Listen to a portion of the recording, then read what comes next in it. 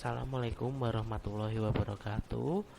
Perkenalkan, nama saya Wandarah Puji Hastanto dari Teknik Informatika Universitas Pancasakti Bekasi. Nah, terkait dengan ujian tengah semester genap di tahun 2021 ini, untuk semester 2 terkait dengan mata kuliah Sistem Operasi dengan dosen pengampu Bapak Eko Martanto Eskom Mkom.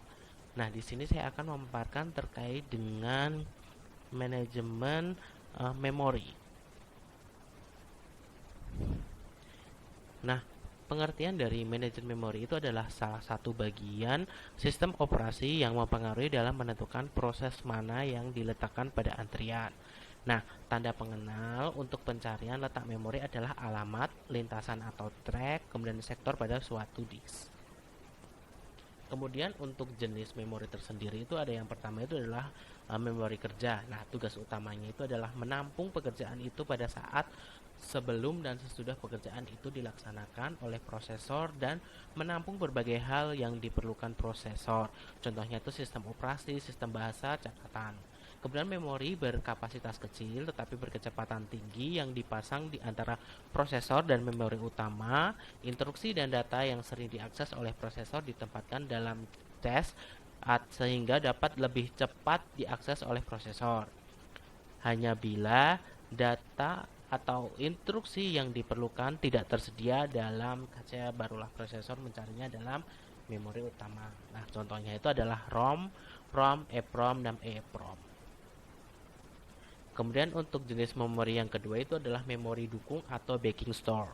Itu contohnya itu adalah floppy, hard disk, CD, dan lain-lain. Nah, untuk mendukung memori kerja umumnya berbentuk disk sehingga berlaku juga asas pemutakhiran. Setiap track dan sektor dapat menyimpan sejumlah byte dari memori kerja. Memori kerja dicapai melalui alamat memori dan register data memori, dan untuk mencapai informasi di memori dukung, isinya itu harus dipindahkan dulu ya ke memori kerja. Jadi itu adalah prosesnya itu memori dukung sama dengan memori semu sama dengan virtual memory.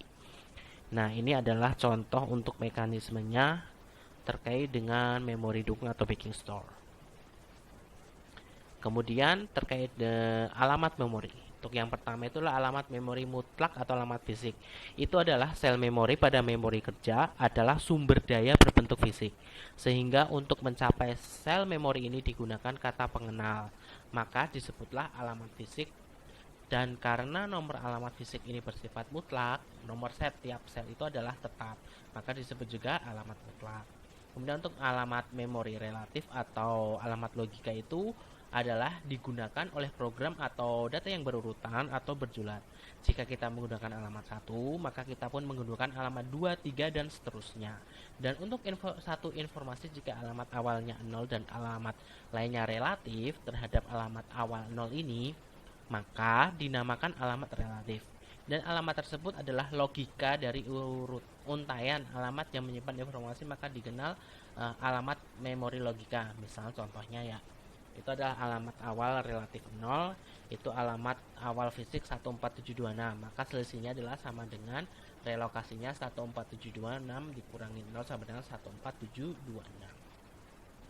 Kemudian isi memori itu ada 6. Untuk yang pertama itu adalah sistem bahasa pemrograman. Translator tergantung pada program yang digunakan dan memiliki runtime atau subroutine yang mengatur program dari bahasa pemrogramannya untuk melakukan translator. Untuk yang kedua itu adalah sistem utilitas. Itu merupakan bagian dari sistem operasi komputer. Biasanya itu berbentuk berkas dalam memori arsip. Untuk yang ketiga dari isi memori itu adalah inti sistem operasi. Nah, ini terdiri dari inti, kernel, nukleus. Itu adalah sistem operasi yang menetapkan dalam memori kerja. Ini contohnya adalah pada saat boot atau booting atau bootstrap. Dan untuk isi memori yang keempat itu adalah sistem operasi. Nah, ini adalah program atau sistem operasi diletakkan dalam memori. Maka banyak kegiatan yang juga terletak dalam memori itu tersendiri. Kemudian untuk yang kelima dari isi memori itu adalah pengendalian alat. Ini terdiri dari penggerak alat, device control dan pelaksana, kemudian ada device driver yang berbentuk program dan menempati ruang memori tertentu. Kemudian untuk yang keenam dari isi memori itu adalah berkas pemakai. Nah, ini terdiri dari berkas program dan berkas data yang ditampung dalam memori pada waktunya diteruskan ke prosesor untuk diolah. Nah, untuk fungsi memori tersendiri itu yang pertama itu adalah mengolah informasi yang dipakai dan tidak dipakai.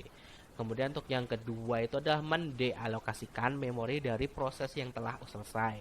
Kemudian yang ketiga itulah mendealokasikan memori dari proses telah selesai. Yang keempat adalah mengelola swapping dan atau paging antara memori utama dan disk.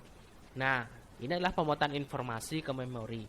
Itu yang pertama adalah pemuatan atau loader, itu menyimpan informasi ke memori kerja. Yang pertama adalah pemuatan mutlak ya. Jika dua macam alamat memori dibuat sama, itu antara yang tercantum dalam program yang ditempati dalam memori kerja itu contohnya. Pada program itu adalah alamat awal misalnya 5235 dan subrutinnya itu adalah 5436. Nah, itu diletakkan pada alamat fisik yang sama. Kemudian untuk pemuatan relokasi. Nah, ini adalah alamat program tidak selalu sama ya dengan alamat fisik. Itu misalnya contohnya itu adalah alamat pangkal atau fisik misalnya sama dengan 14200, maka alamat relatif programnya itu adalah 327. Maka alamat mutlaknya itu sama dengan 14200 ditambah 327 sama dengan 14527. Nah, ini itu ada rumusnya itu R itu sama dengan P jika A sama dengan 0. Untuk keterangan R itu adalah relokasi, kemudian itu A itu adalah alamat awal atau logika, X-nya itu adalah alamat suatu informasi tertentu atau logika, kemudian P itu adalah alamat pangkal, kemudian D itu adalah alamat fisik dari X. Maka relokasi sama dengan alamat pangkal atau fisik itu dikurangin dari alamat awal atau logika. Kemudian Y sama dengan X plus R sama dengan X plus P minus A. Misal ya, contohnya nih, jika informasi suatu alamat relatif sama dengan 0, maka A sama dengan 0. Nah, suatu informasi beralamat awal 2100 dan informasi ini dibuat relokasikan ke alamat pangkalnya misalnya 23600. Hitung besar relokasi ya, dan hitung pula pada memori kerja di mana bagian informasi yang beralamat 2453 terletak. Nah, maka kita cari dulu ya yang diketahui itulah A. A itu adalah 2100 yaitu ya. Kemudian P-nya itu adalah 23600. Kemudian X-nya itu adalah 2453. Maka itu rumusnya itu R sama dengan P minus A atau relokasi itu sama dengan alamat pangkal dikurangin dari alamat awal. Maka 23600 dikurangi 2001 sama dengan 21500. Jadi relokasinya itu ada di 21500. Nah, kemudian untuk alamat fisiknya dari X itu adalah Y sama dengan X plus R sama dengan itu adalah 2453 plus 21500 maka sama 23953. Jadi untuk relokasinya ada di 21500, kemudian untuk alamat fisik dari X-nya itu adalah 23953. Nah, kemudian itu yang kecil itu adalah pemuatan sambung.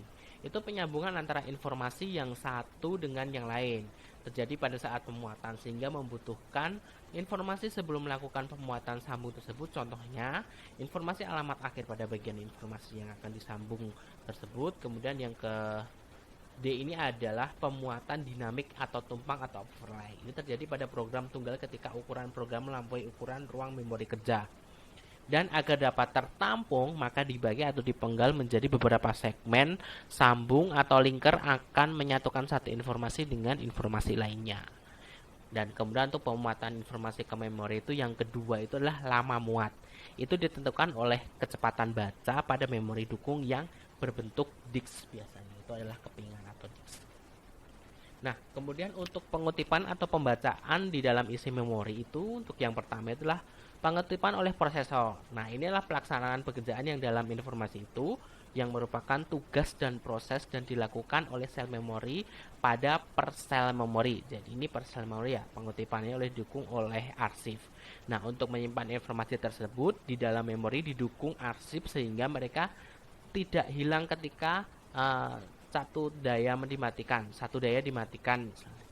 Isi memori kerja disimpan ke dalam disk memori dukung dulu atau disk memori arsip. Kemudian di dalam disk atau disket itu informasi direkam ke dalam sektor. Setelah satu sektor penuh maka dipindah ke sektor lainnya. Nah, pengutipan ini dilakukan blok demi blok ya, yang biasanya merupakan kelipatan bulat dari ukuran dari sektor. Kemudian untuk pengutipan yang kedua itu adalah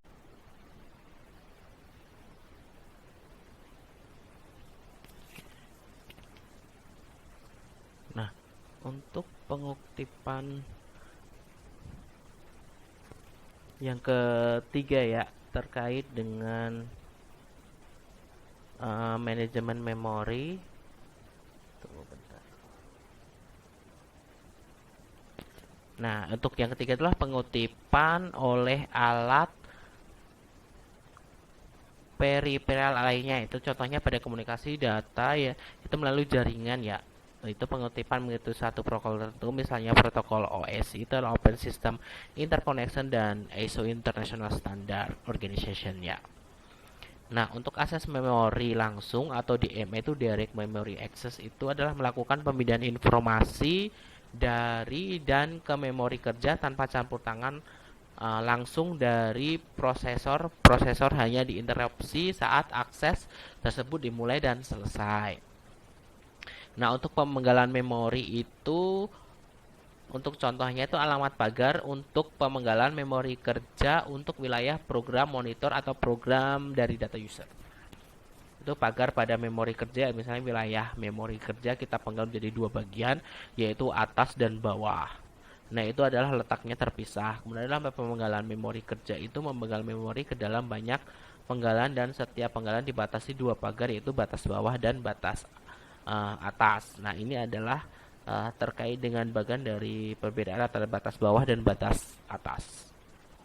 Kemudian untuk pemanggalan memori kerja ya, ini ada dua itu untuk setiap pemanggalan memori kerja menggunakan dua register untuk mencatat batas atas dan untuk mencatat batas bawah.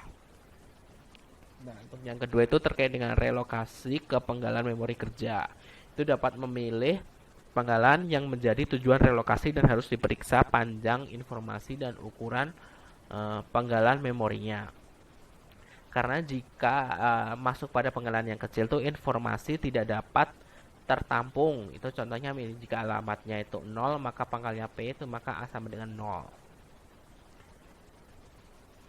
Nah, untuk manajemen memori itu berdasarkan keberadaan swapping atau paging itu terbagi jadi dua ya, yaitu manajemen tanpa swapping atau paging dan manajemen dengan swapping atau paging. Nah, untuk memori tanpa swapping atau paging itu adalah manajemen memori tanpa pemindahan citra proses antara memori utama dan disk selama eksekusi. Ini terdirinya itu dari monoprogramming. Itu ciri-cirinya itu hanya satu proses pada satu saat, hanya satu proses menggunakan semua memori. Kemudian pemakai memuatkan program ke seluruh memori dari disk atau tape. Nah, untuk program mengambil kendali seluruh mesin, nah contohnya itu IBM PC itu menggunakan cara ketiga di mana device driver PROM ditempatkan. Jadi itu program pada RAM itu disebut BIOS ya, Basic Input Output System. Nah, ini adalah bagian terkait dengan monoprogramming. Kemudian untuk multiprogramming dengan pemartian statis terbagi dua ya. Jadi ada pemartisan menjadi partisi-partisi yang berukuran sama, kemudian ada pemartisan menjadi partisi-partisi yang berukuran berbeda. Nah, untuk strategi penempatan program ke partisi itu ada satu antrian tunggal untuk semua partisi ya. Nah, ini kentongan itu lebih fleksibel untuk serta implementasi dan operasinya lebih minimal karena hanya mengelola satu antrian. Nah, tapi kelemahannya ini adalah partisinya itu banyak diboroskan ya, karena ada partisi proses kecil ditambahkan pada partisi yang sangat besar, jadinya itu tidak boros, partisinya itu jadi boros. Nah, untuk yang kedua itu adalah satu antrian untuk tiap partisi. Misalnya ini banyak partisi untuk seluruh partisi ya. Ini emang untungnya itu memori itu tidak boros, tapi kelemahannya itu mempunyai antrian yang sangat panjang ya, sehingga antrian partisi-partisi lain itu kosong. Nah, untuk multiprogramming dengan swapping itu pemindahan proses dari memori utama ke disk dan kembali lagi. Nah, multiprogramming dengan pemartisian dinamis ini jumlah lokasi dan ukuran proses di memori itu dapat beragam sepanjang waktu secara dinamis. Nah, kelemahan ini dapat terjadi lubang-lubang kecil memori di antara partisi-partisi yang dipakai. Kemudian meremotekan alokasi dan dialokasi memori. Nah, Untuk solusi dari multiprogramming dengan pemrosesan dinamis ini itu adalah lubang-lubang kecil di antara blok-blok memori itu yang digunakan dapat diatasi dengan pemadatan memori, yaitu menggabungkan semua lubang kecil menjadi satu lubang besar dengan memindahkan semua proses agar saling berdekatan.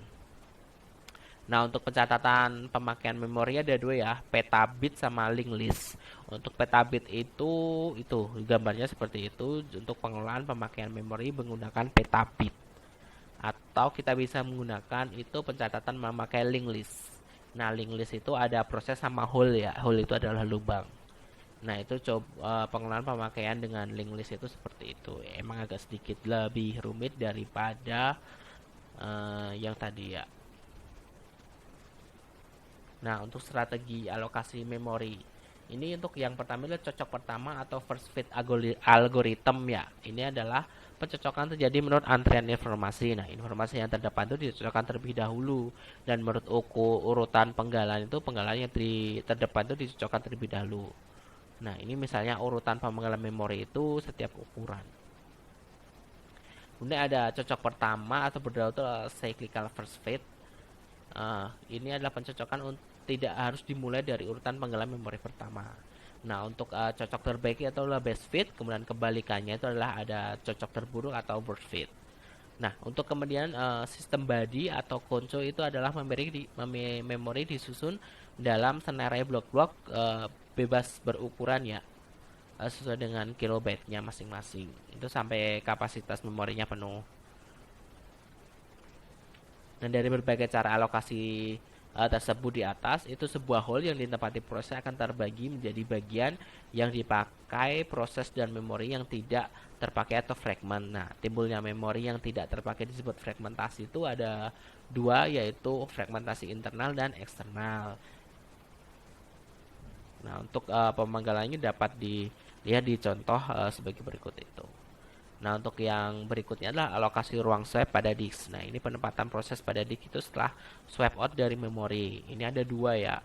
Itu ruang disk di tempat swipe dialokasikan begitu diperlukan. Kemudian yang itu adalah dialokasikan terlebih dahulu jika yang pertama itu jika dibutuhkan. Kemudian yang kedua itu adalah dialokasikan terlebih dahulu. Baik, terima kasih untuk pemaparan terkait dengan materi manajemen memori untuk sehubungan dengan ujian tengah semester mata kuliah sistem operasi dosen pengampu Bapak Eko Martanto Eskom Mkom.